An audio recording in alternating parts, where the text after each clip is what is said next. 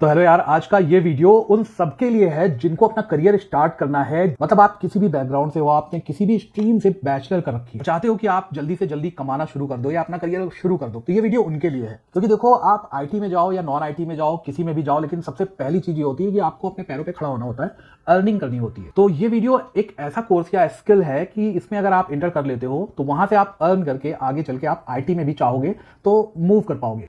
इसके बारे में डिटेल में बात करेंगे कि क्या स्किल, क्या कोर्स है ये। और ये वीडियो दो पार्ट में बना है क्योंकि एक पार्ट में ये बहुत लंबा हो जाता है। तो इस पार्ट में हम जानेंगे कि क्या होता है यूएस एचआर रिक्रूटमेंट। तो देखो, जैसे हम इंडिया में इंडियंस कंपनीज होती है उनकी हायरिंग नीड्स को पूरा करते हैं, उसी तरह से यूएस एचआर रिक्रूटमेंट में यूएसए की जो कंपनीज हैं यूएसए में, वहां के कैंडिडेट्स को हायर करके उनकी हायरिंग नीड्स को पूरा करते हैं। देखो, मान लेते हैं कि अमेरिका में कोई एक कंपनी है जिसकी हायरिंग नीड्स है उनको पूरा करना है, टोयोटा या वराइजन मान लेते हैं। तो अब इन कंपनीज की वैकेंसीज निकलती है कि इनको एक ऐसा डेवलपर चाहिए या इनको एक आर्किटेक्ट चाहिए या इनको एक प्रोजेक्ट मैनेजर चाहिए। तो अब होता क्या है कि इंडिया में जो एक टीम बैठी है यूएस एचआर रिक्रूटमेंट जो हैंडल करती है, वो वहां के क्लाइंट्स की जो नीड है यहाँ पर बैठकर पूरा करती है। यहाँ पर बैठी टीम वहां के कैंडिडेट्स को कॉल करती है, शॉर्टलिस्ट करती है, उनका इंटरव्यू कंडक्ट करवाती है, और यही प्रोसेस चलता है बैकग्राउंड वेरिफिकेशन से ज्वाइनिंग तक। आपके दिमाग में ये क्वेश्चन आ सकता है कि कंपनी अमेरिका में है तो वहां के लोग फुलफिल क्यों नहीं करते हैं, वहां के रिक्रूटर्स क्यों नहीं करते हैं। तो एक्चुअली में होता ये है कि जो यूएसए की मोस्टली जो कंपनीज है वो अपना वर्क आउटसोर्स करके इंडिया, चाइना, पाकिस्तान, बांग्लादेश जैसी कंट्रीज को दे देती हैं, क्योंकि इन कंट्रीज में अच्छे प्रोफेशनल्स मिल जाते हैं जो कम रेट में वर्क कर लेते हैं। अब यूएस अगर वहीं पे एक रिक्रूटर हायर करता है तो उसको काफी ज्यादा सैलरी देनी होती है।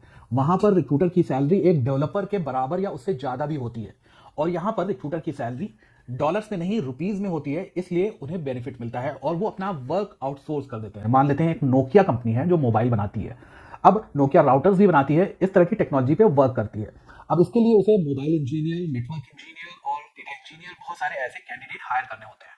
तो अब वो किन बंदों को हायर करती है? यूएस सिटीजन को, ग्रीन कार्ड को, या H1B जो वहां पर इंडिया से गए हैं और उस वर्क वीजा पे वर्क कर रहे हैं।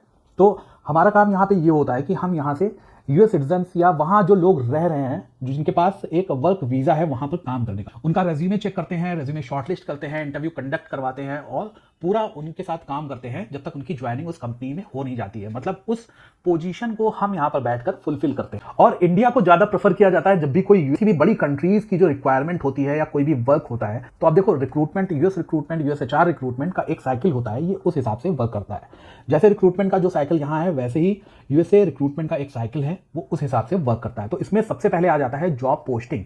जॉब पोस्टिंग में जो एक एम्प्लॉयर होता है, मतलब जैसे नोकिया हो गया, वराइजन हो गया, जिसके लिए हम काम करेंगे, जिसकी फुलफिल करेंगे हायरिंग नीड्स को, तो ये जो कंपनी है ये जॉब पोस्टिंग करती है। मतलब ये लिंक्डइन पे और भी डिफरेंट डिफरेंट जगह पर अपनी जॉब को पोस्ट करती है। उसी के साथ साथ ये अपने साथ काम करने वाली स्टाफिंग एजेंसीज या कंपनीज को ये वर्क रिक्वायरमेंट शेयर करती है। अब हम अगर किसी एक कंपनी में बैठे हैं और हमारे पास नोकिया से एक रिक्वायरमेंट शेयर होकर आई, अब इस कंपनी में बैठकर हमें उस रिक्वायरमेंट के लिए वर्क करना है। मान लेते हैं कि नेटवर्क इंजीनियर की रिक्वायरमेंट निकली नोकिया कंपनी में। अब नोकिया कंपनी ने ये रिक्वायरमेंट हमारी कंपनी को दे दी। अब हमें इस रिक्वायरमेंट पे एक बंदा सर्च करना होगा यूएसए में, और ये सारे टूल्स इंडिया की कंपनी के पास होते हैं जहां से हम वहां की लोकेशन पे जो भी बंदे उनको सर्च करते हैं। इवन कॉलिंग के लिए सब चीज़ यहाँ पर इंडिया में हमारे पास अवेलेबल होती है। उस नंबर से हमें कॉल करना होता है और उन कैंडिडेट्स को इंटरव्यू लेके उनको शॉर्टलिस्ट करके क्लाइंट के पास शेयर करना होता है। उसके बाद सेकंड नंबर पे आ जाता है सोर्सिंग एंड स्क्रीनिंग कैंडिडेट्स। अब हमारे पास रिक्वायरमेंट आ गई क्लाइंट से, नोकिया, वराइजन कोई भी होगा, उससे हमारे पास रिक्वायरमेंट आ गई। अब हमारा काम होता है सोर्सिंग एंड स्क्रीनिंग कैंडिडेट। अब हम उस रिक्वायरमेंट को देखते हैं, उसमें क्या चाहिए क्लाइंट को, कौन सी टेक्नोलॉजी वाला बंदा चाहिए जो जिस टेक्नोलॉजी पे काम कर रहा हो। अब हमें उस तरह के कैंडिडेट को मॉन्स्टर, जॉब डिवा या डिफरेंट डिफरेंट जो प्लेटफॉर्म्स हैं उन पे सर्च करना होता है। लिंक्डइन हो गया, इंडीड हो गया, बहुत सारे प्लेटफॉर्म है, वहां से हमें एक अच्छा बंदा सर्च करके निकालना होता है, उसे स्क्रीन करना होता है, उसका रेज्यूमे चेक करना होता है। तो ये हो गया रेज्यूमे स्क्रीनिंग, ये सेकंड नंबर पे है। स्क्रीनिंग एंड इवोल्यूशन, देखो ऐसा होता है कि जब जॉब पोस्टिंग होती है तो वहां पे बंदे अप्लाई भी करते हैं। तो अब ये जो रेज्यूमे आता है अप्लाई होने के बाद, उन्हें स्क्रीन किया जाता है। अगर वो सही रेज्यूमे है, जॉब डिस्क्रिप्शन जो दिया गया है उसे मैच करता है, क्वालिफिकेशन से मैच करता है, तब हम उस रेज्यूमे को लेते हैं, उसका शॉर्टलिस्ट करते हैं, उस पर कॉल करते हैं, उनसे बात करते हैं, और इस प्रोसेस में इनिशियल स्क्रीनिंग और फोन डिस्कशन होता है कैंडिडेट के साथ। तो अगर हमें लगता है कि हाँ ये रेज्यूमे ठीक है, सही है, तो इसे हम कैंडिडेट को लॉक कर लेते हैं और उस रेज्यूमे को हम इंटरव्यू के लिए क्लाइंट के पास शेयर कर देते हैं। अब ये जो रेज्यूमे होता है ये क्लाइंट के पास चला जाता है, मतलब नोकिया, वराइजन जो भी कंपनी हुई, गूगल, एप्पल, जो क्लाइंट होगा, अब वो उस रेज्यूमे को देखेगा और वहां पर उसकी स्क्रीनिंग होगी, जो हायरिंग मैनेजर उस कंपनी में होगा उस रेज्यूमे को देखेगा, उसकी स्क्रीनिंग करेगा। अगर उसे लगता है कि रेज्यूमे ठीक है, सही है, तब उस कैंडिडेट को इंटरव्यू के लिए शेड्यूल किया जाता है। तब अब हमारे पास आता है कि इस कैंडिडेट का हमें इंटरव्यू शेड्यूल करना है। ये interview video interview, in person interview, phone interview, कुछ भी हो सकता है। तो अब हमें कैंडिडेट से बात करनी होती है, उसका टाइम लेना होता है। देखो, इंडिया का और वहाँ का थोड़ा सा सिनेरियो अलग है। इंडिया में टाइम की इतनी ज़्यादा इंपॉर्टेंस लोग नहीं देते, लेकिन वहाँ पर टाइम की काफ़ी इंपॉर्टेंस है। तो हमें कैंडिडेट से एक प्रॉपर टाइम लेना होता है, और वहाँ के कैंडिडेट से ज़्यादातर अगर जो टाइम देते हैं उस पर वो 99% अवेलेबल रहते हैं। तो अब ये इंटरव्यू शेड्यूल होने के बाद इसमें 2 से 3 या 4 राउंड हो सकते हैं। इसमें मैनेजर राउंड, टेक्निकल राउंड है, 4 राउंड होता है। अब इस राउंड में सक्सेस होने के बाद ही आगे का प्रोसेस बढ़ता है, जिसे ऑफर और नेगोशिएशन कहते हैं। अब यहाँ पर अगर कैंडिडेट सेलेक्ट हो जाता है, क्लाइंट उसे सेलेक्ट कर लेता है इंटरव्यू में, अब ऑफर नेगोशिएशन किया जाता है, सैलरी नेगोशिएशन किया जाता है। अगर हमारी सैलरी हम जो पे कर रहे हैं वो कम है और कैंडिडेट ज़्यादा आस्क है उसकी, तो उस हिसाब से हम नेगोशिएट करते हैं। अगर वो सेम सैलरी पे वर्क कर लेता है, मान जाता है, तब उसे हम ऑफर प्रोसेस करते हैं, उसका ऑफर एक्सटेंड करते हैं। और इसमें हमें उसे सारी चीज़ें बतानी होती हैं कि क्या बेनिफिट्स मिलेंगे, कितनी सैलरी मिलेगी, और इसमें अगर इंश्योरेंस या इस तरह की कुछ चीज़ें मिल रही हैं तो सारी चीज़ें हमें डिटेल में कैंडिडेट्स को बतानी होती है। और इसके बाद आ जाता है बैकग्राउंड चेक, बैकग्राउंड प्रोसेस। देखो, अगर ऑफर एक्सेप्ट हो जाता है, कैंडिडेट ऑफर एक्सेप्ट कर लेता है, अब यहां से उसका बैकग्राउंड प्रोसेस शुरू होता है, बैकग्राउंड चेक शुरू होता है। अब जो क्लाइंट है या जो हमारी कंपनी है जिसमें हम वर्क कर रहे हैं, हम बैकग्राउंड चेक करवाते हैं इस कैंडिडेट का।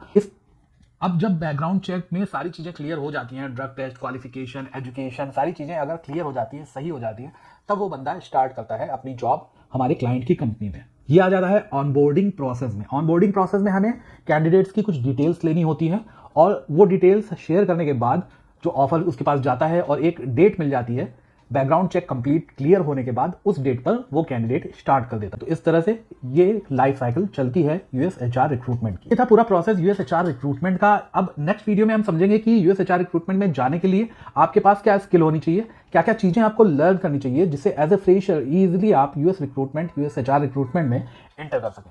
आपने कोई भी स्ट्रीम से बीए, बीकॉम, बीएससी कुछ भी कर रखा हो, किसी भी बैकग्राउंड से, बस बैचलर डिग्री जरूरी है। अगर आपके पास बैचलर डिग्री है तो आप यूएस एचआर रिक्रूटमेंट में इजीली जा सकते हैं। काफ़ी अच्छी सैलरी मिल जाती है, और सैलरी से अच्छा इसमें ज़्यादा इंसेंटिव मिल जाता है। ये एक ऐसी प्रोफाइल है जहाँ पर सैलरी को ज़्यादा यूज़ नहीं करते हैं और ज़्यादा से ज़्यादा इंसेंटिव से ही अपना काम चलाते हैं, क्योंकि डॉलर्स में आने वाला इंसेंटिव हमारे पास रुपीज़ में आता है, तो वो काफ़ी ज़्यादा आता है।